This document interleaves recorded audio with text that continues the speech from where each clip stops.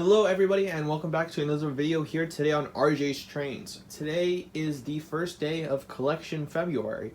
So every video in the month of February, so that's every Tuesday and Friday at 10 a.m. Eastern Time, I'm going to be showing off a different collection of mine. So today's video is going to be on my Menards collection, where I show off everything that I have from Menards. For those of you who are new to the hobby, Menards is a home development store, kind of like a Home Depot or a Lowe's, that's exclusive to the Midwest. And the owner of the chain, he's this multi-billionaire, and he didn't like what the O-gauge model manufacturers were producing on the market. So he said, well, I have enough money, why don't I make my own stuff and make it extremely affordable for people to be able to afford trains. You know, the average Lionel 64 027 size boxcar, it retails in the $60 range. And Menards is able to put out a semi-scale version, not an 027 version, for $20, which is a steal. And I would say probably over the last 3 years or so, I've gotten more new Menards stuff than I have new Lionel stuff, which is really saying a lot. So in total, I have 15 freight cars. I have 3 structures and 10 vehicles from Menards, and although I've done videos separately on a lot of them, and I'll link to those in the description and in the top right hand corner when I come to a video about it, I'm just going to quickly go through everything that I have from Menards and run them around the layout. So I hope you guys enjoy. Make sure to hit that like button and subscribe. And first up, we have 2 O-scale flat cars with tanks on top. Now, these tanks are definitely not to 1/48 scale, true O scale, but they're really nice, and you get them for $20, unlike the MTH ones, where the Rail King one costs, in the neighborhood of $70. So it's a real neat way to be able to build up a military train. And one great thing about all of the Menards freight cars is that they're individually numbered. So although I have 15 different freight cars in my collection, and a lot of them duplicates, so I have like 2 of the same car, there are different road numbers on both cars, so you're getting something unique and different each time. Now, for the tank cars, they do have separately applied brake wheels. Unfortunately, mine broke off of this one due to poor handling, but that's on me, that's not Menards.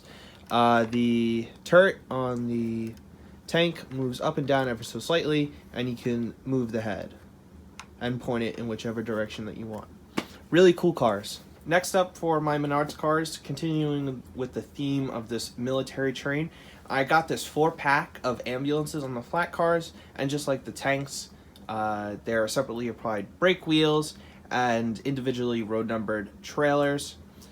I really like these cars in particular because I'm a big fan of the show MASH, which was from like the late 70s, early 80s. It was a comedy about a mobile army surgical hospital in the Korean War, and so of course there are a lot of ambulances in the show, and so I really get a kick out of having these on the layout and behind the military train.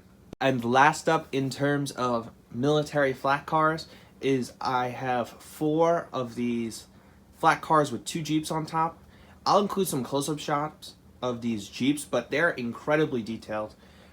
Just like all the other cars that you'll see today, they're $20, and I think that if you walked into a hobby shop and you were to pick up 2 of these Jeeps on their own without the flat car, they'd probably run you at least $20 a piece. That's how high quality I see these Jeeps as. I actually have 5 of these flat cars, but unfortunately the trucks fell off of one of the flat cars, and I just haven't gotten around to putting the screw back in. And that's the thing with the Menards flat cars. They are $20, but you get what you pay for, so they might come with a couple of broken pieces here and there, a stiff truck or 2, but it's nothing that you can't solve on your own. And really, you're paying $20 for a freight car. You can't really complain at that price. But just like the ambulances from the show MASH, they're always driving these Jeeps, these World War II style Jeeps, and I needed to have those on the military train as well. And so next up, we have these hopper with coal loads, and these are lettered for the Norfolk and Western. And although these are red, white, and blue painted up like a Bicentennial unit, this is actually based off of a actual hopper that the N&W painted up in honor of the country's Bicentennial back in 1976. They look really great running behind my N&W rectifier, which you'll see in this video pulling these around a little bit later. And I think it would be awesome to have a train of 6 or 8 of these running behind, you know, my N&W unit. Next up, these next 3 cars are all box cars. This first one is a Southern Pacific box car in this nice silver paint scheme. The doors do open up, which is really nice, and it has some nice legible detailing on the side, and it even has some underbody detail, which is really nice. All of the ladders on the side are molded in, as well as the catway on top, but I can't really complain. Just like all of the other cars, it's 20 bucks. So you get a nice semi-scale box car for $20, and it looks fine running behind your O-scale locomotives, not just your O27 equipment. And last but not least, I just figured I'd do the two of these together. We have a Canadian Pacific box car and a New York Central Pacemaker box car. This New York Central one is probably the newest addition to the collection, and it's very sharp. I really wish I could pick up more of these New York Central box cars because they were first done 2 or 3 years ago by Menards, so their supply is running extremely low. The Canadian Pacific box car, I certainly do plan on picking up more of those. First up, in terms of Menard structures, is this Billboard, and it's lighted. It has LEDs on the inside. I have it turned off for now because it's really hard to pick up on camera, but it's very bright in the dark, and it lights up the entire layout on its own. It's amazing. So on this side, facing towards the front of the layout, I have an Amtrak pointless arrow billboard, and on the other side, I have an advertisement for a Piggly Wiggly, which gives a hint as to what the next building is. And it has these 2 workers on top, which are extremely detailed and really nice, and it's also $20, which you can't beat. And the first real building that I have from Menards is this Piggly Wiggly. Each letter lights up individually, and then it blinks, and then all of them light up. And then inside, it's fully detailed. It has people with shopping carts, the shelves of the grocery store. Very, very detailed, very nice building. And it costs less than $100. I mean, some of the MTH buildings on my layout cost 2/3 of that, and you don't get anywhere near the detail you get on this Menards building. And last up for the Menards buildings is this O-scale Firehouse. Now this is based off of Station 51 from the show Emergency, which is another older show from like the 1970s. It's a show that I would watch a lot with my dad as a kid, and it details 2 paramedics, I should say, in Los Angeles, and their different adventures and different calls they would have to go on throughout their tours.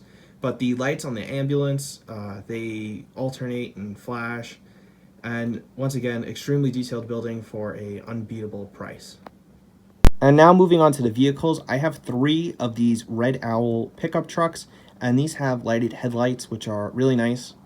And the thing that I like most about Menards' lighted vehicles is that a lot of the times they're on sale. So if you pick up a $20 freight car, you'll get one of these for free. Now, on their own, they're worth $30, and they're sold for that on the Menards website. But if you buy something for $20, then you get something for free that's worth $30, which is a steal that you can't beat. So I have 3 of these Red Owl pickup trucks. Now I have 2 of these pickup trucks. I have one in red and the other one's in black. The only differences between these and the Red Owl pickup trucks is that these also have working taillights in addition to working headlights, which is really nice to have in the dark. And last up for the lighted Menards vehicles, I have this lighted stake truck labeled for the Vetter sash and door, which is one of Menards' made-up industries for a building that they sell. And once again, this has working headlights and taillights. Right now, I just store a bunch of random stuff that I have from different projects in the back of the truck, but it once again adds a really nice touch, and it gives a really cool effect while filming in the dark and the trains passing in front of the headlights of the truck and the railroad crossing. And next up are these 2 vans from Menards. One of them has a Menards sticker on the side as if it's Menards van, and then the other one is this highly detailed Lionel train house van. It's got the gas spigot there, white wall tires, the roof rack, and a beautiful rusty paint job. Amazing car. And these 2 cars, just like all the other cars that you've seen so far, came for free with a Menards purchase. And last but not least, we have these 2 box trucks. One of these is for the Santa Fe, and the other one is for Piggly Wiggly to go with my Piggly Wiggly store. They're all plastic, there's no metal on them, but same quality of stuff that you're gonna find at like a Walgreens. They, you know, sell these exact same trucks.